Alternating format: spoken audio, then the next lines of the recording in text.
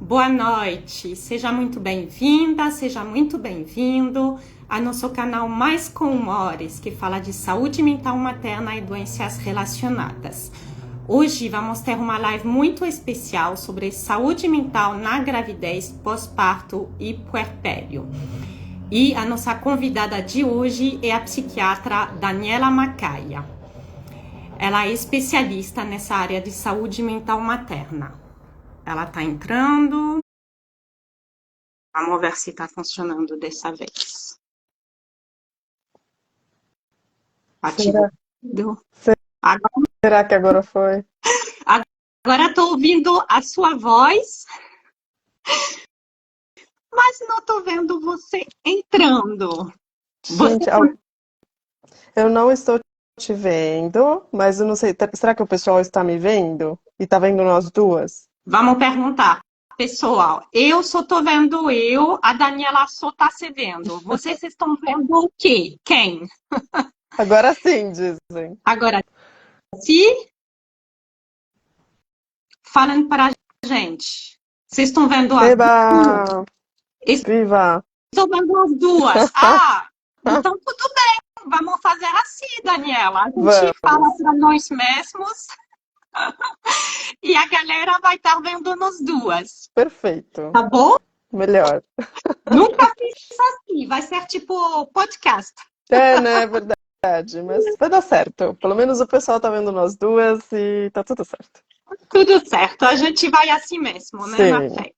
Gente, sejam todos muito bem-vindas, muito bem-vindos a essa live da Mais com Humores. Quem não me conhece, eu sou a Cristelle, a criadora da Mais com Humores, esse canal de divulgação, curadoria de conteúdos e eventos sobre saúde mental materna. E hoje temos essa convidada muito especial, a psiquiatra a doutora Daniela Macaia. Seja muito bem-vinda, Daniela. Muito obrigada. Estou muito feliz de estar aqui com vocês. É muito legal, o seu trabalho é maravilhoso. Então, para mim é um super prazer estar aqui com você também, né? Admiro muito, muito, muito o seu trabalho e eu acho que é um super meio legal de divulgação, né? De um tratamento digno, né? Com certeza. E hoje vamos falar de saúde mental na gravidez, pós-parto, puerpério, que é esse período que se estende, né, de 1 a 2 anos após o nascimento da criança. Vamos trazer um pouquinho da incidência das doenças, da prevalência, né, para entender se elas são comuns ou não, as doenças nesse momento da perinatalidade. Vamos falar um pouquinho também de tratamentos, vamos falar de outros cuidados, vamos falar dos sinais de alerta de quando você precisar consultar um profissional de saúde. Eu recebi, Daniela, várias perguntas e também da comunidade Mais com Humores, através do nosso grupo de apoio, que é focado nas mães e futuras mães com depressão e transtorno bipolar. Vem muita pergunta sobre essa questão dos remédios. Então, acho que a gente precisa falar, precisa desmistificar o uso de remédio nesse período.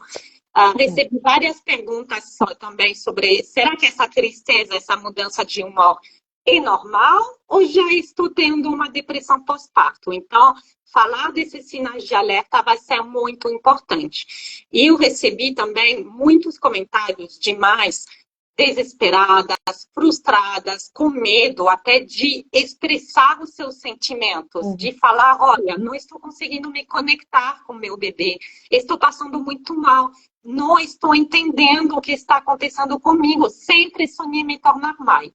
Então, é um tema que é muito delicado, é um tema para mim, Daniela, Sim. que é muito querido, porque eu passei por uma depressão durante a gravidez e no pós-parto. Nem imaginava que podia ter depressão na gravidez, sabe? Então, é muito complexo. Eu vou apresentar você. Então, a doutora Daniela, ela é médica, psiquiatra, formada pela Universidade de São Paulo, e ela é voluntária no ambulatório de gestantes e puerperas do Instituto de Psiquiatria do Hospital das Clínicas da Faculdade de Medicina da Universidade de São Paulo. Gente, esse Instituto de Psiquiatria é referência no Brasil. Então, esse ambulatório ele é muito importante para a população. O foco de atuação da doutora Daniela e diz tudo, é a saúde mental da mulher ao longo da vida e especialmente nesse período da perinatalidade, da gravidez, do pós-parto, do puerpério. Então, de novo, seja muito bem-vinda. Eu quero que a gente comece falando um pouquinho do contexto da saúde mental perinatal. Quando a gente fala de saúde mental na gravidez, no pós-parto, de que tipo de doenças, as principais doenças que a gente está encontrando e qual é a prevalência? Entender se é uma coisa muito rara ou se é mais comum do que a gente imaginava. Uhum. Bom, obrigada pela apresentação. De novo, eu estou muito feliz de estar aqui. Acho que a principal questão nisso tudo é que é muito mais comum do que as pessoas até comentam, sabe? Então, a gente tem um grande trabalho realmente de desmistificar essa questão da saúde materna, porque se cria uma ilusão de que a gestação em si já é um motivo suficiente de alegria, de felicidade, de realização, e muitas mães acabam sofrendo em silêncio nesse momento, porque elas ficam extremamente culpadas de dividir o sofrimento delas, de falar disso, de não estarem tão felizes quanto elas achavam que deveriam estar no momento da gestação, do pós-parto, né, com o bebê no colo. E justamente esse é um período de extrema vulnerabilidade para a mulher por diversos fatores, né? Então, tem questões biológicas e fisiológicas, né, da gestação, do pós-parto, né? Muda tanta coisa nesse período no nosso corpo e na nossa rotina que isso também é um fator de risco para desenvolvimento de transtornos mentais, né? Mesmo que seja um transtorno mental bem passageiro, no sentido de, é só uma depressão pós-parto que nunca mais na vida tenho, é só uma ansiedade durante a gestação que não aparece de novo, mas é um período que é muito, de muita vulnerabilidade, né? E aí, o que que acontece? Diante de tantas mudanças no seu corpo, na sua imagem corporal, porque de repente, né, começa a crescer a barriguinha e tudo muda de lugar dentro de você, né? E aí, depois você não dorme direito, sei lá, seu intestino muda da frequência, tudo muda, entendeu? Então, é uma fase que é muito diferente. Você está se confrontando com um período da sua vida que realmente te coloca ah, frente a uma pessoa diferente que você ainda não conhecia, né? Que é essa mãe que às vezes está feliz, às vezes está triste, às vezes é uma mãe super coruja, às vezes não consegue se conectar com o bebê ou com a barriga, né? Com o bebê que está lá dentro. E essas mudanças todas são bem importantes, assim, nesse sentido de deixar mais vulnerável, né? E quando a gente fala de transtornos mentais na gestação, gente, a gente não tá falando de pouco. Tipo, a gente tá falando de em torno de 30% das mulheres desenvolvem algum transtorno mental na gestação e no pós-parto. Isso é muita gente. Isso é muita, muita gente, né? Seja Sim. ansiedade, depressão, ou quem já tem um transtorno, por exemplo, bipolar, né? Como eu vi alguém que comentou aqui. Justamente, né, toda a questão hormonal influencia também. Então, é um período de maior vulnerabilidade. E então, esses são os principais, né? Uma coisa que as pessoas têm muito medo é a psicose puerperal. É pouquíssimo frequente, assim, isso sim, é bem pouco, em torno de 0,2%, mas os transtornos mentais comuns é 30%. Então Nossa, é muito importante. importante, né? É, E é pior em países de menor desenvolvimento? sim. Isso, assim, é bem interessante, porque em países de alta renda, né, o que que acontece? São países que têm uma infraestrutura maior. Portanto, o que que acontece? Com infraestrutura maior, então, sei lá, você tem creche, você tem uma licença maternidade Eles boa, uma licença. Isso, uma licença paternidade também. Então, o pós-parto e a gestação, né, com serviços garantidos, é mais tranquilo, né, porque é um período de muita sobrecarga, né, e aí, então, nos países de alta renda, acaba tendo menos casos de depressão, principalmente, ansiedade, nos transtornos mentais comuns, do que nos países mais pobres, em que a pessoa realmente fica ainda mais sobrecarregada, porque tem a questão hormonal, tem, né, a fisiologia, e tem todo o resto das coisas para lidar, né?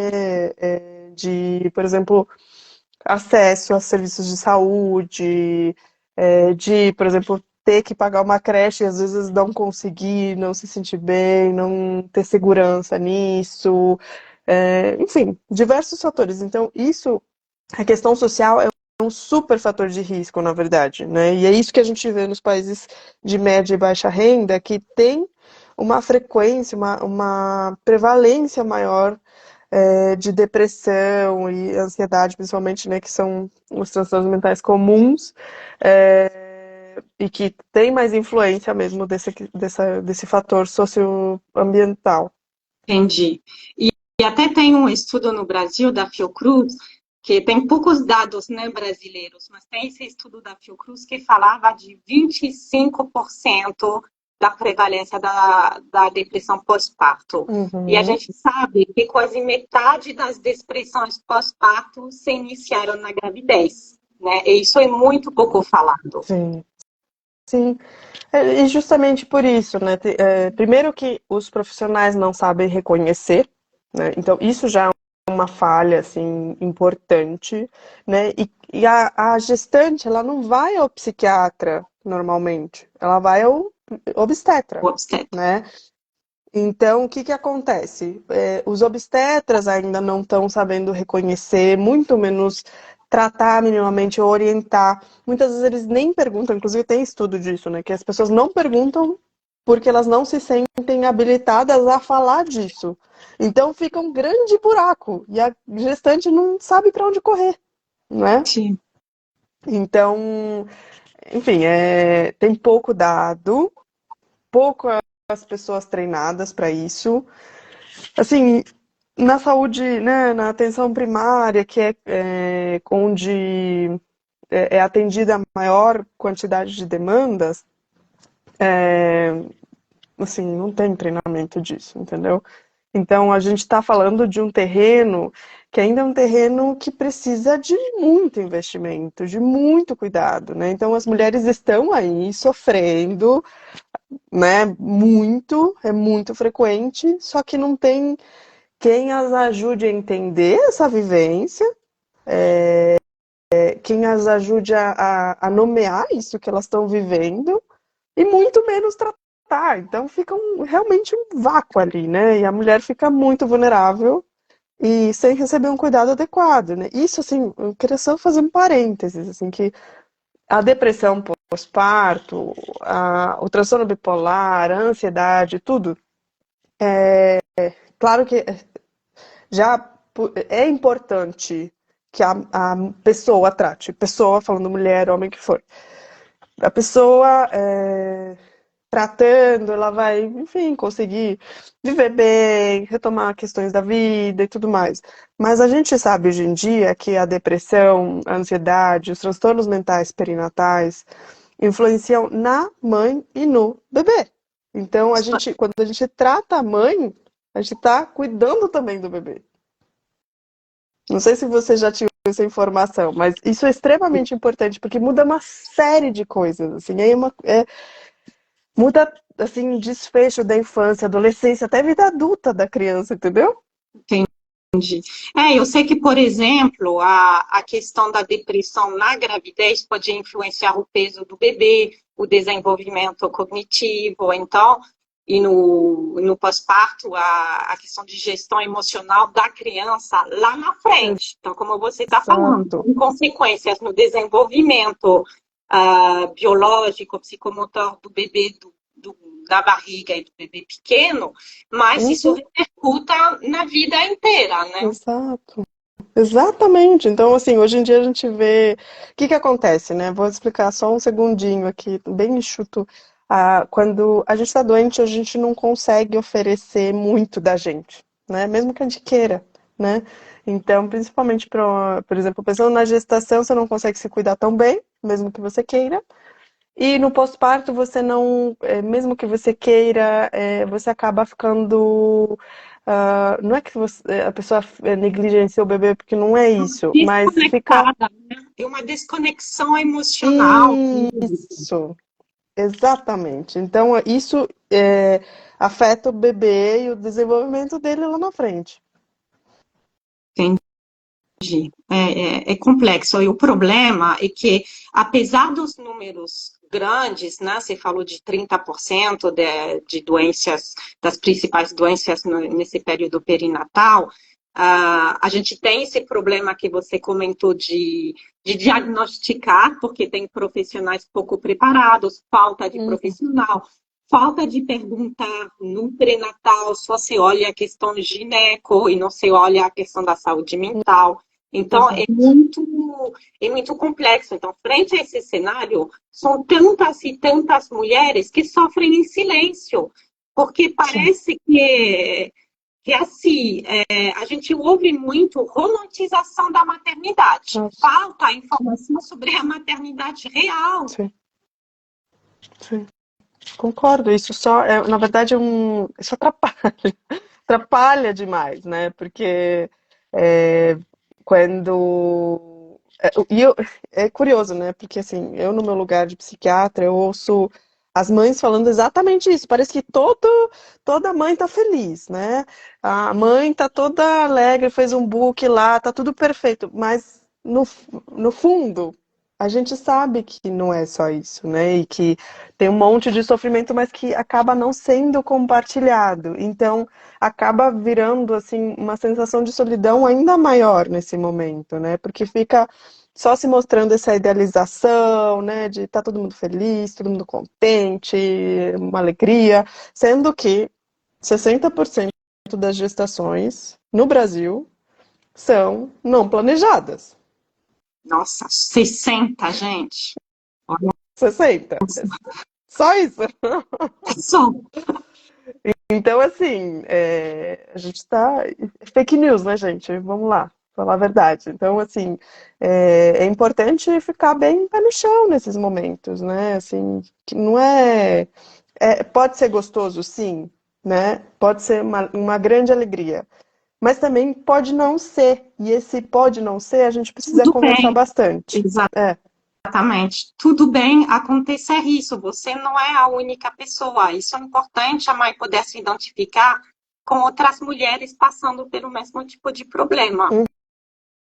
exatamente, é isso.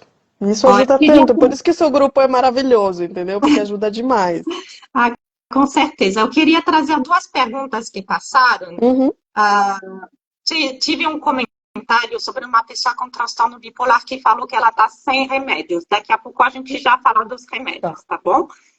Tem uma pessoa que perguntou da chance, tendo transtorno bipolar, de desenvolver uma psicose, porque até onde sei, você falou do dado, né, geral da psicose, você pode repetir, mas quem tem transtorno bipolar está um pouco mais exposto, um pouco mais vulnerável, não é? Sim, mas assim, a psicose em si é extremamente rara, assim, é difícil ver uma psicose pós-parto pura, sabe? É muito difícil, muito, muito, muito, muito.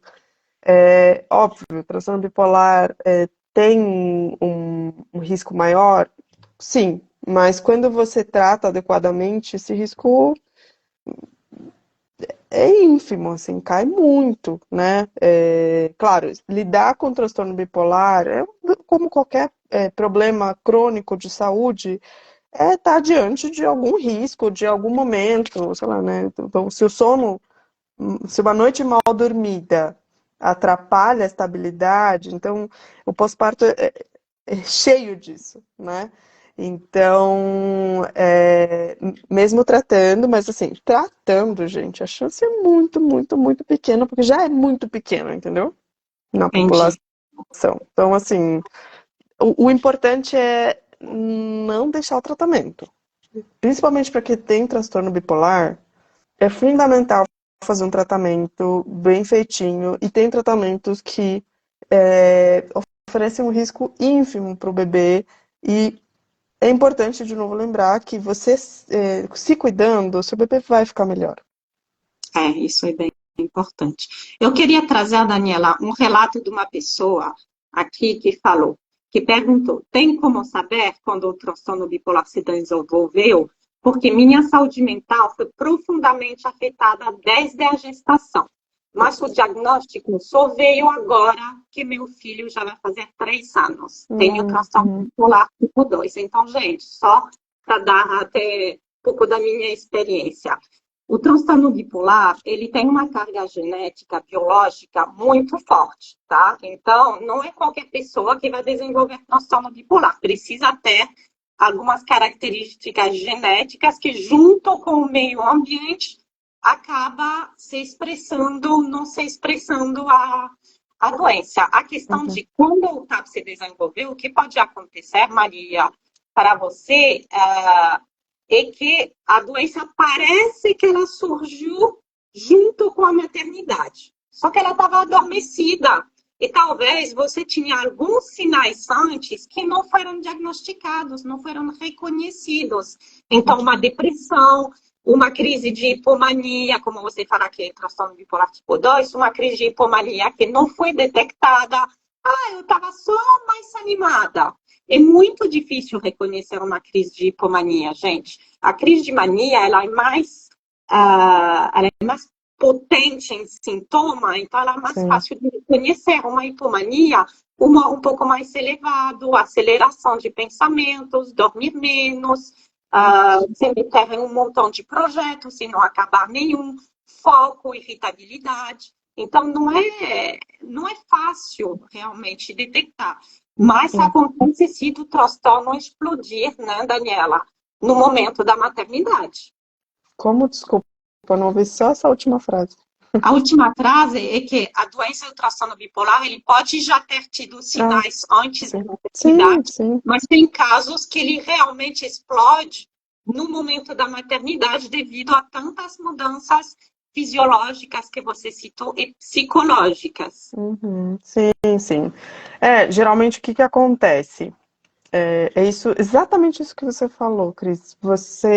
Tipo assim, a pessoa tem alguns sinais, mas que, principalmente no TAB tipo 2, né, transtorno bipolar do tipo 2, é um diagnóstico bem difícil de fazer, geralmente, né? Porque é muito sutil. Então você tem que, enfim, o psiquiatra tem que estar muito atento a alguns sinais. Então, perguntar ativamente sobre essa irritabilidade, mas às vezes a pessoa pensa, não, é só meu jeito, eu sempre fui meio irritada, sabe? E aí passa batido, né? E aí, por exemplo, tem uma época que você tá super animada com o seu trabalho, tá fazendo várias coisas, tá super funcional. Então, ninguém suspeita, todo mundo tá só batendo palma porque você tá indo super bem. Só que aí depois tem a queda, né?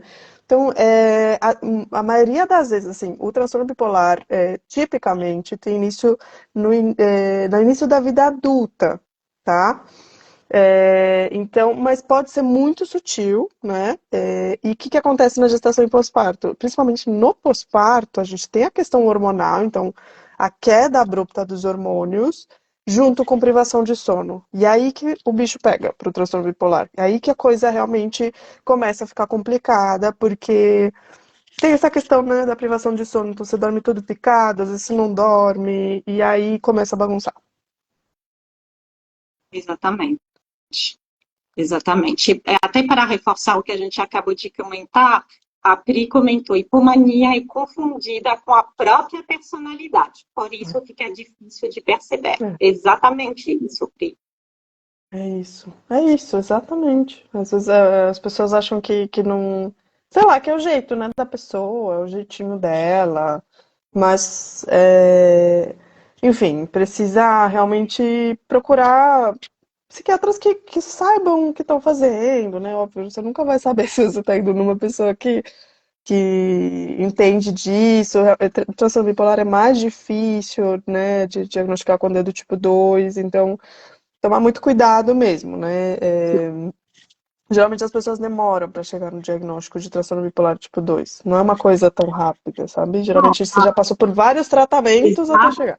Exatamente. Você passou por diagnósticos de depressão, geralmente, e demora de 10 a 12 anos, na média, para diagnosticar transtorno bipolar tipo 2, gente. Uhum. Então, Mas, é algumas vezes muito mais. A pessoa descobre, tive início na adolescência e descobre com 40, 50 anos. Então, é.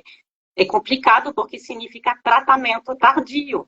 E tratamento tardio é bem mais difícil estabilizar a doença. Uhum. Eu acho que agora a gente pode falar um pouquinho de quais são os principais sintomas, quais são os sinais de alerta de que eu preciso consultar talvez um psiquiatra, tanto na gravidez, a gente pode falar da gravidez e depois do pós-parto. Tem alguns sinais que são os mesmos, mas cada época pode ter algumas diferenças, né?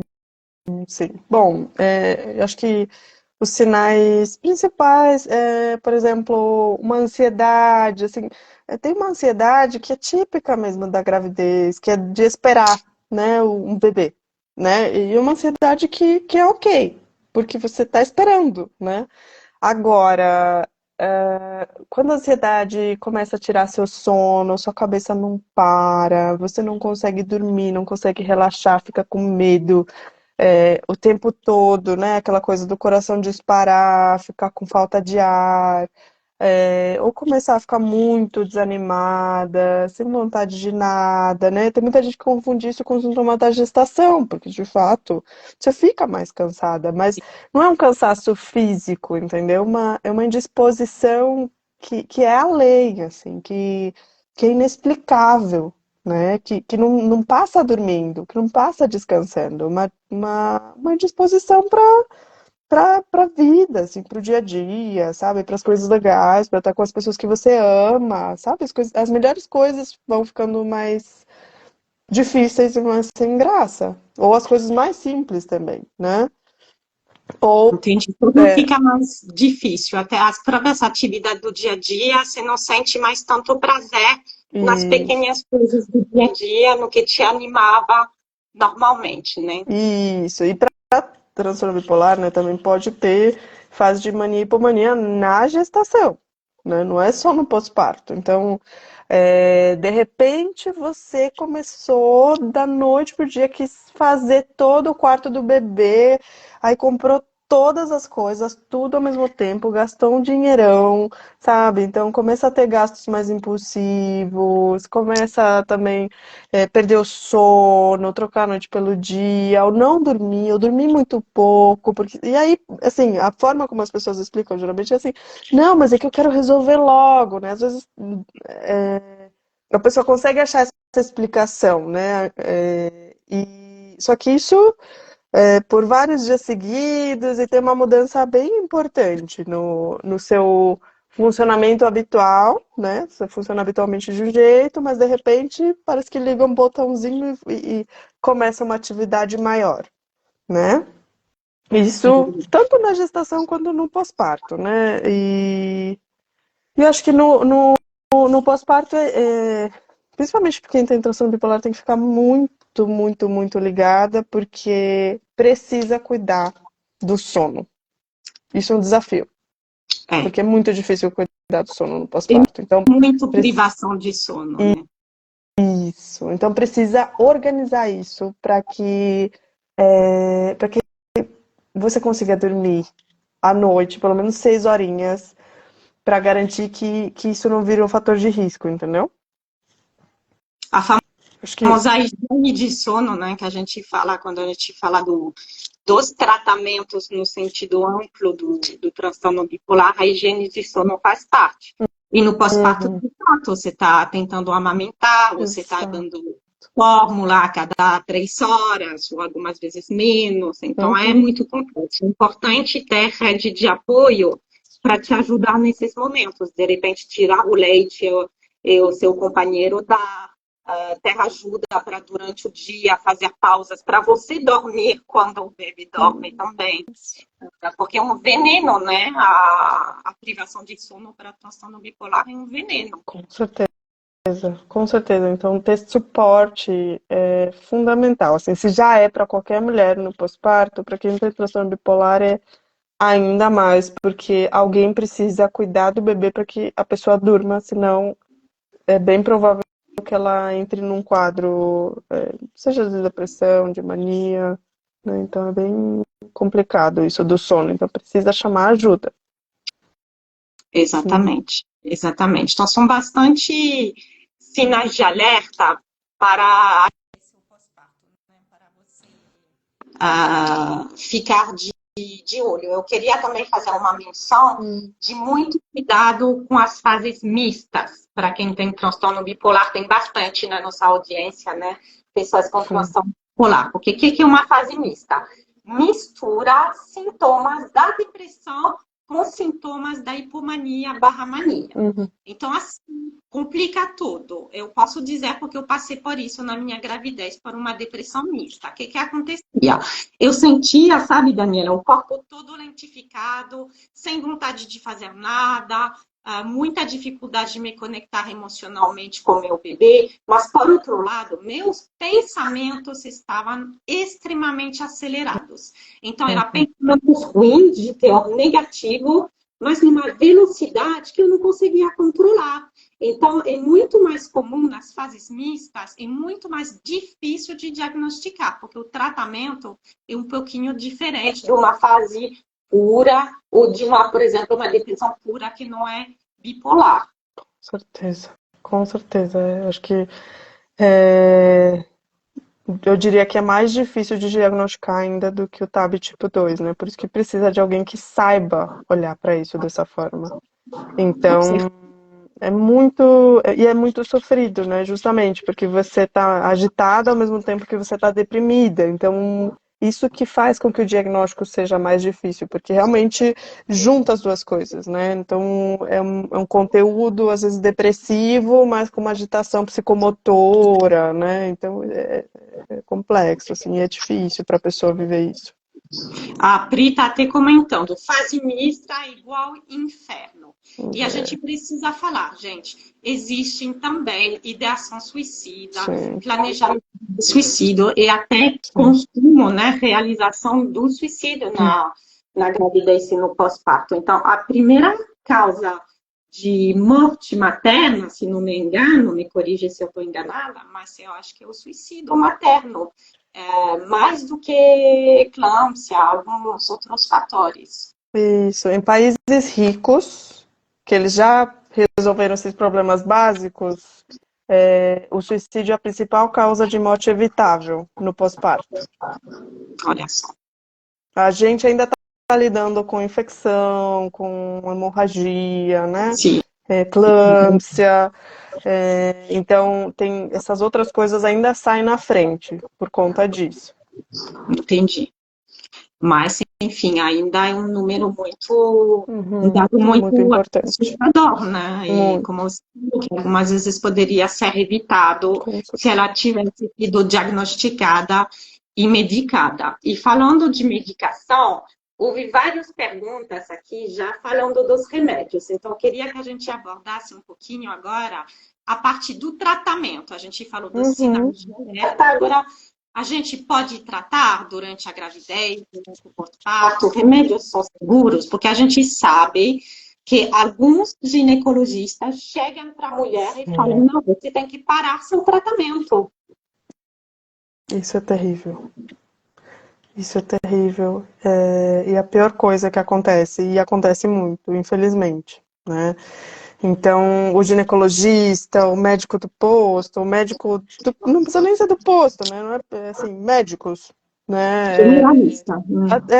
Ou o próprio psiquiatra, às vezes não sabe e fala, não, tira tudo que você está tomando, né? E aí pronto. Uma das principais coisas que instabiliza é parar abruptamente o tratamento. Então, assim, você realmente abre a portinha do inferno no sentido de que você coloca um novo fator de risco que não precisava ser colocado, que é a suspensão abrupta do tratamento, né? Então, claro, tem tratamentos que são muito mais seguros, outros que são muito menos seguros, e aí a gente, obviamente, tenta escolher aquilo que é melhor para aquela situação, para aquele quadro, para aquele transtorno, né? O ideal, assim, o melhor dos mundos é você tá pensando em engravidar, você tá querendo engravidar, você, tipo assim, o que você quer da sua vida é isso. Aí você começa já a falar com o seu obstetra, começa a falar com o seu psiquiatra, por quê? Porque aí vai fazendo um ajuste para você chegar na gestação tranquilinha, bem, estável, porque isso já é um fator de proteção mesmo, né? Você ficar estável já.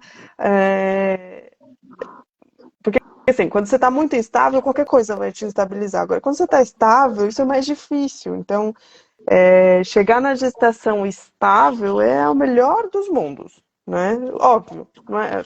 Se 60% das gestações não são planejadas, a grande maioria das pessoas não consegue fazer esse planejamento mesmo. Então, o que que a gente faz? Ah, você descobriu que está grávida, trata. Vai no psiquiatra. Vai no psiquiatra, tá?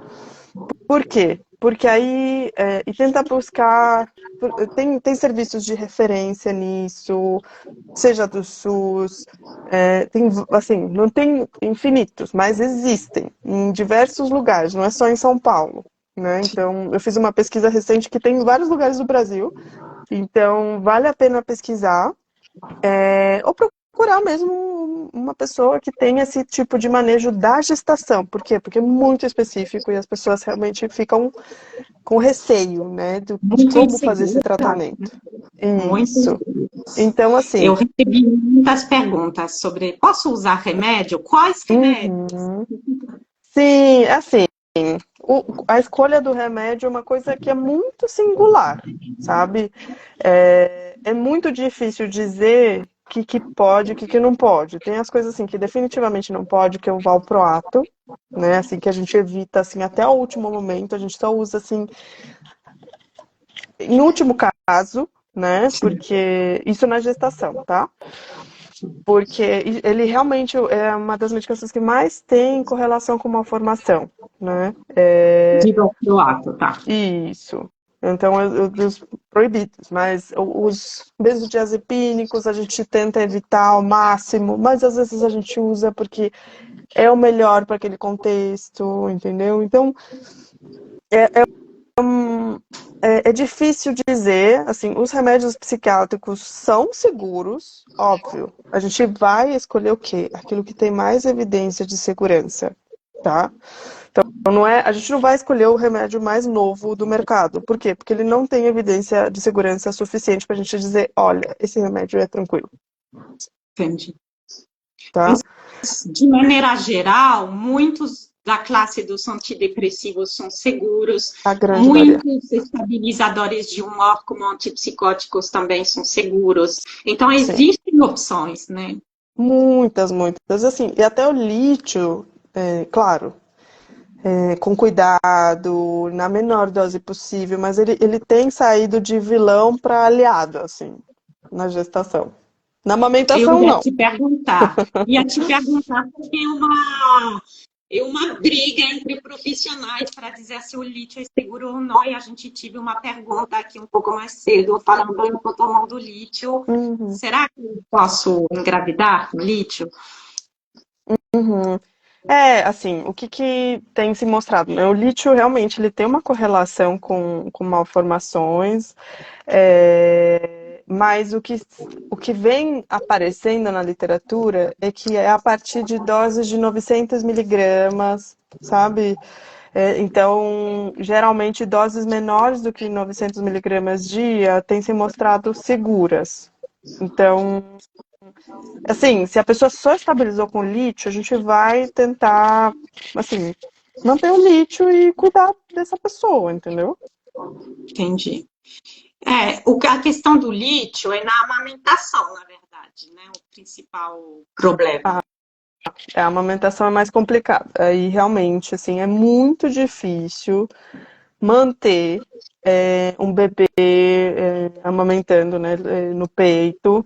Por quê? Porque o bebê ele desidrata muito fácil, o metabolismo dele ainda não está suficientemente amadurecido, e então o lítio acaba sendo tóxico para o bebê com muita facilidade. Então, por isso, assim, a gente acaba contraindicando a amamentação para quem toma lítio. Entendi.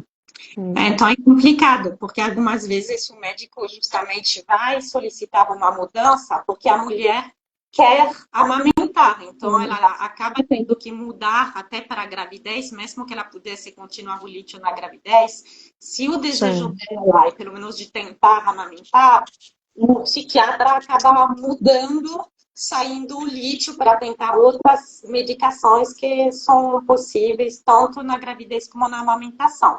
Temos a Maíli aqui falando, minha médica tirou o lítio e deixou só a quetiapina. Então, a quetiapina é um psicótico que funciona tanto na gravidez quanto na amamentação, por exemplo. Então, a escola, no caso dela. É uma boa medicação, a quetiapina é bem segura em qualquer uma das fases. Então, acaba também sendo uma medicação que a gente usa bastante na gestação e no pós-parto, né? O lítio, assim, cada vez mais, mesmo sendo uma medicação antiga, cada vez mais é uma medicação mais respeitada, porque é muito boa, sabe? Mas, realmente, na amamentação, não tem jeito, é contraindicado o lítio. E a gente fala um pouco dos remédios mais na parte da gravidez. Na amamentação, existem remédios seguros também? Alguns antidepressivos, alguns estabilizadores. Tem opções?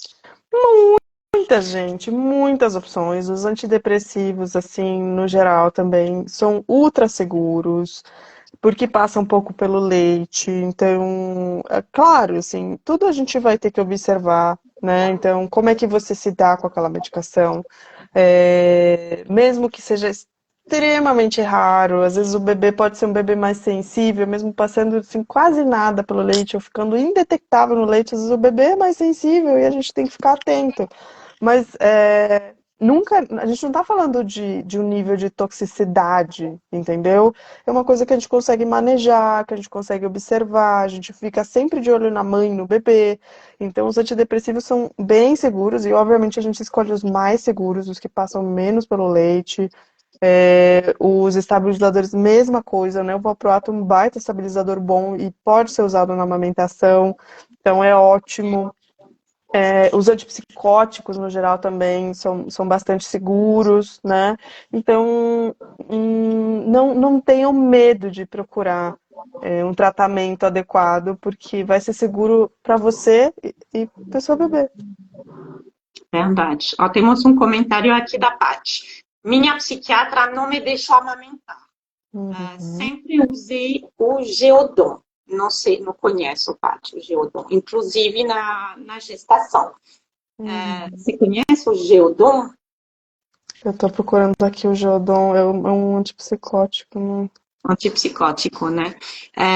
O que acontece é que tem psiquiatras que são mais resistentes, de fato, ao uso de remédios na amamentação, por mais que algumas vezes tem estudos mostrando a segurança, mas por avaliação do próprio risco-benefício do psiquiatra, ele prefere não amamentar. E algumas vezes, gente, tem que abrir mão da amamentação, porque só aquele remédio te segurava. E aí você precisa optar pela sua saúde mental para poder cuidar do bebê. Então, também, se acontecer de você ter que abrir mão da amamentação, não se culpa, não é o fim do mundo. A gente sabe que a amamentação é ótima para o bebê, para questões assim, biológicas, de imunidade, para a relação da mãe com o bebê, mas existem outras maneiras de ter essa ligação com o bebê. E aí, enfim, eu acho que assim, porque eu vejo muitas mães se culpando de não estou conseguindo amamentar, está muito difícil, eu tive que não amamentar por causa dos remédios. Isso não deixa você menos mãe porque você não amamentou, tá? Sim, gente.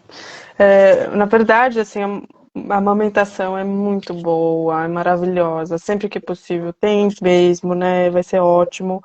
Mas o seu cuidado é muito além do leite que você consegue dar ou não dar para o seu bebê, né? Não é o leite do seu peito que vai fazer que seu bebê cresça bem, se desenvolva. Não é só isso. Isso é uma parte. Né, o seu cuidado, se você tá bem, tá com o seu bebê, tá conversando com ele, brinca com ele, isso vai ser muito maior, né? Você consegue nutri-lo, né, a partir da fórmula também.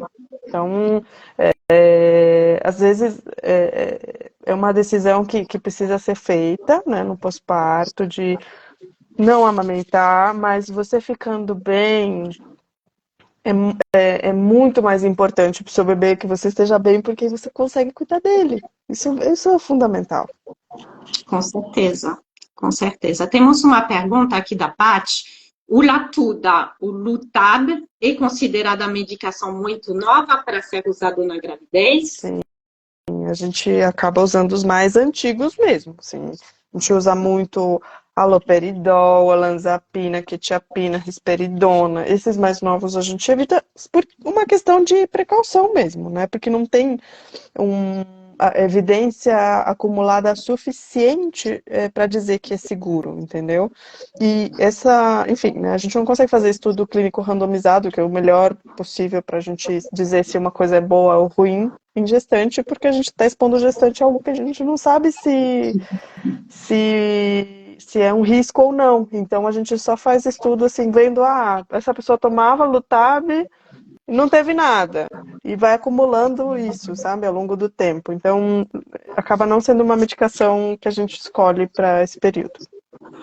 A Pri pergunta quais antidepressivos podem na amamentação. Pri, a gente acabou falando, é difícil dar nome isso aqui de remédio, né? Mas a gente acabou falando que são bastante opções de antidepressivos, né? Muitas, muitas, muitas, muitas, muitas, muitas, muitas, muitas. Assim, a gente é que a grande maioria mesmo, assim.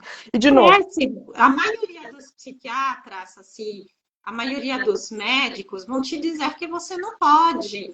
Então é complicado, muitos profissionais despreparados, isso é o problema. Sim, sim, sim. E assim, por exemplo, comum que a gente acaba evitando um pouquinho na gestação, só para te dar nome, tá?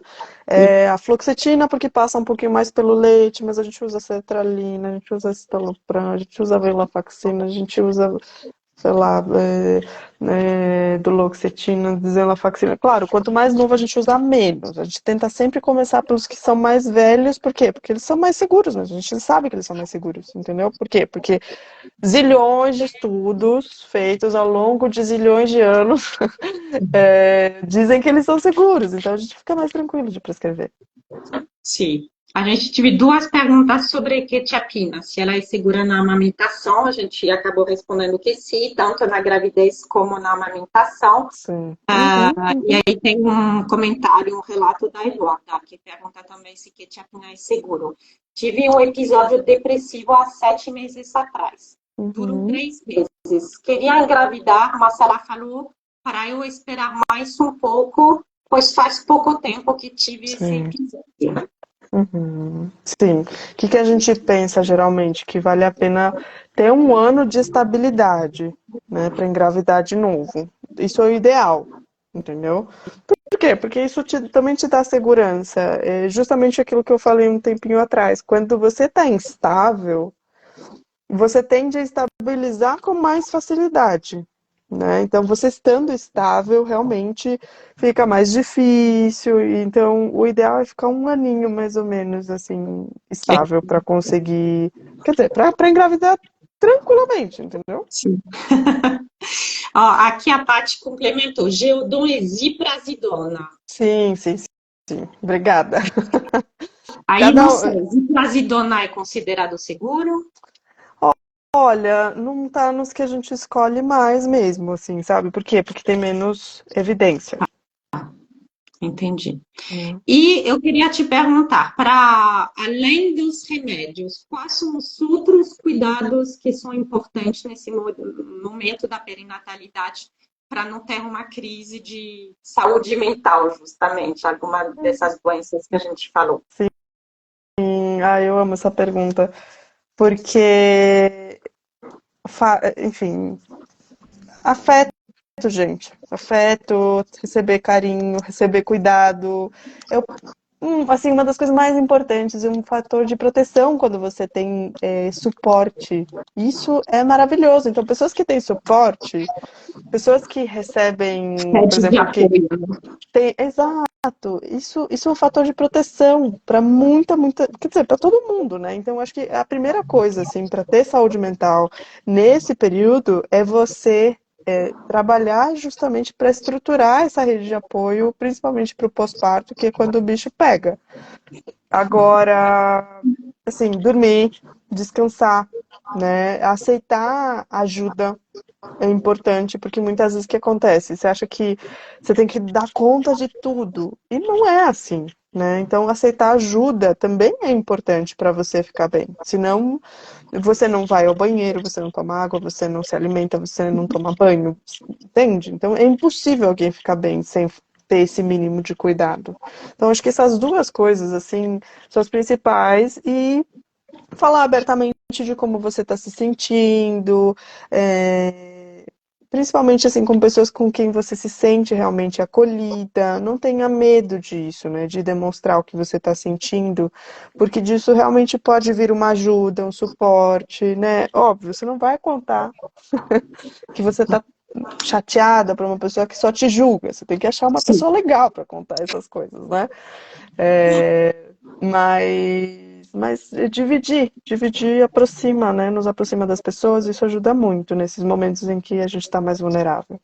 É E por isso. isso que o cenário no Brasil, com tantas mães solo, é muito complexo, né? A gente está falando de uma parte da população que realmente não tem rede de apoio nenhum. Exato, exato. Então é muito difícil, né? Então a gente já tem a mãe solo com jornada dupla, tripla de trabalho, então é muita sobrecarga, né? A gente sabe que as mães atualmente, as mulheres, na verdade, né? Atualmente lideram os lares, então é muita coisa mesmo para lidar e ainda ter que cuidar de um bebezinho, tá no pós-parto é difícil, né? Então, ative mesmo sua rede de suporte, que isso assim vai ajudar muito. Pessoas de confiança, óbvio, né? Sim. Eu acho que tem também uma questão que é muito importante da gente levantar, é que além do tratamento medicamentoso e de todos esses pontos importantes que a doutora Daniela mencionou, a gente não pode esquecer a psicoterapia. Porque, Sim, além, como a gente falou no início, além das mudanças fisiológicas, que são muito grandes, mudanças hormonais, mudança no corpo, etc., tem um novo papel de mãe. É uma nova mulher que está nascendo sim. junto com o bebê. Muitas vezes ela não se reconhece mais no lugar que ela tinha antes. Isso. Mudou os contatos sociais, mudou a imagem que ela tem sobre ela mesma, mudou seu papel no mundo. Então, eu acho que também a psicoterapia é fundamental para você trabalhar todas essas questões emocionais. Com certeza. E é fundamental mesmo, assim, faz muita diferença, porque te ajuda a trabalhar nesses lugares. E principalmente porque muitas vezes no pós-parto a mulher fica muito perdida, né? Que lugar ela ocupa na vida dela, na sociedade, no casamento. Então ajuda a entender mesmo como continuar sendo você no meio disso tudo. Então é super importante e também ajuda a psicoterapia é tratamento também para depressão, para ansiedade, né? Então, às vezes, esse pode ser o único tratamento em casos mais leves. Então, super vale a pena. É importante reforçar isso, gente, o que a doutora falou. No caso de uma depressão, uma ansiedade leve, psicoterapia. Aí entra com remédio no caso de uma depressão, uma ansiedade mais moderada, grave. Aí sim. E, Sim. gente, vocês estão com alguma pergunta específica? Vamos ver. A gente vai deixar um pouquinho aberto alguns minutinhos para responder as perguntas de vocês. Voltando à questão dos remédios, temos uma pessoa que perguntou se lamotrigina é seguro durante a gravidez e a amamentação. Lamotrigina ela é muito usada na parte da depressão no transtorno bipolar. Né? Isso. Sim, sim, é segura, né? A gente sempre fica de olho, mas no geral se mostra segura. Mesmo, por exemplo, pensando no bebê, no pós-parto, amamentação, ela passa bem pouquinho pelo leite. Então, sim, é tranquilo, assim, no geral. Tá. Temos um comentário da Eduarda. Vou segurar a ansiedade. Acabei de retirar o Implanon. Não sei o que que Ah, é. é Que um que é? Ah, anticoncepcional. tá bom. Acabei de retirar o Implanon, mas vou esperar. Obrigada, vocês são potência. Obrigada, Eduarda. Hum, obrigada, obrigada. Que bom. Pergunta. A, Tô vendo também. a Brutotiona, ela é segura? A bupropiona? Sim. Alimentação. Olha, ela está no momento de sair das coisas que são menos seguras para ficar mais segura mesmo, sabe? Então, ela está realmente saindo dos vilões e indo para os mocinhos, está nesse momento, né? Claro, a gente, de novo, né? A gente usa evidência acumulada. Então, as evidências acumuladas agora vêm mudando ao longo do tempo, mostrando que ela é mais segura, sim. Mas, obviamente, não vai ser nossa primeira escolha. Por quê? Porque tem outras que se mostram bem mais seguras, entendeu? Entendi. Perfeito. Gente, alguém mais tem alguma pergunta? Alguém ficou com alguma dúvida? A gente já está encaminhando para o final da nossa live. Passou tão rapidinho, né? Gente, passou voando. Apesar da gente não estar se enxergando, mas Sim. probleminhas técnicos do Instagram, mas a live foi maravilhosa, viu, doutora Daniela? Acho que você conseguiu atender as expectativas de todo mundo, a gente respondeu a muitas perguntas. Deixem depois. Ouvi uma pergunta no início. A live vai ficar salva se o Instagram colaborar. Uhum. Sim. Vocês vão poder ver e rever e compartilhar essa live. Eu queria, doutora Daniela, que você deixasse um recado final para as pessoas, para poder a gente encerrar a nossa live, alguns Sim. pontos importantes para lembrar. Gente, eu acho que assim, um recado, deixa eu pensar. Eu acho que sempre vale a pena. Para mim, saúde mental é pensar que sempre vale a pena viver melhor, né? Isso não quer dizer, a gente não está falando de doping, né? De felicidade, não é isso, mas é uma questão de dignidade mesmo, né? Às vezes você está deprimido, está mal, não tá. É importantíssimo ter acesso a um tratamento. é, de qualidade, né? Um tratamento digno, bem feito, porque isso impacta demais a sua qualidade de vida, é isso. Então sempre vale a pena ir atrás disso. Tem muita gente que demora muitos anos para chegar num bom tratamento, num bom diagnóstico, mas eu sou defensora de que sempre vale a pena ir atrás disso, porque a partir do momento que você acha isso, vira, assim, a vida muda. Então vale a pena, não desistam, mesmo, né, muitas vezes tendo essas histórias longas de muitos anos, né, de buscas, não desistam, porque a partir do momento que você fica bem, tudo vale a pena. E, por favor, divulguem para as pessoas, falem para as pessoas que existe tratamentos seguros na gestação e no pós-parto. E, por favor, divulguem essa informação, porque tem muita gente que não sabe. Então, vocês vão ajudar pessoas fazendo isso, se vocês falam disso. Acho que é isso. Se vocês fazem isso, já ganhei o dia. A live já valeu a pena, se as pessoas realmente entrarem nessa onda. Aí eu queria falar que o que a doutora acabou de falar é fundamental, porque eu sou a prova viva, gente, do que é possível estabilizar, ter uma vida melhor, encontrar seu propósito de vida. Para quem não sabe, sou portadora de transtorno bipolar tipo 2, só fui diagnosticada aos meus 30 anos, só que eu já vinha desenvolvendo desde a adolescência. Tive uma crise muito forte na gravidez, no pós-parto, e aí eu consegui sair dessa e encontrar um novo propósito de vida. Então, a Mais com Humores, ela nasce desse sofrimento, nasce dessa vivência, nasce dessa transformação de superação do transtorno bipolar para realmente chegar a uma estabilização. E hoje estou aqui com vocês fazendo essa live maravilhosa. Então, quem não conhecia a psiquiatra a doutora Daniela Macaia, por favor, seguem ela lá no Instagram, danielamacaia.psic, Que Sim, e quem não psique. conhecia mais com humores, não conhecia esse meu Sim. trabalho de educação, de psicoeducação sobre saúde mental materna, depressão, transtorno bipolar, seguem o arroba As Mães com Humores.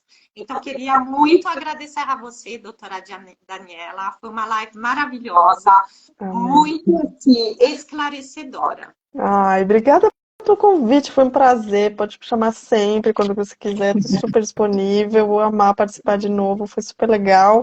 Adorei. Muito bom. Então, gente, muito obrigada pela audiência, muito obrigada a quem vai nos assistir Obrigada. depois. Deixa seu like no vídeo, deixa suas perguntas se tiver, que a gente vai estar lá para responder para vocês. Então, Sim, muito obrigada a obrigada, todos. Daniela, muito obrigada a todos e uma ótima Obrigada, noite. Cris. Um beijão. Tchau, tchau, gente. Beijo. Boa noite. Tchau.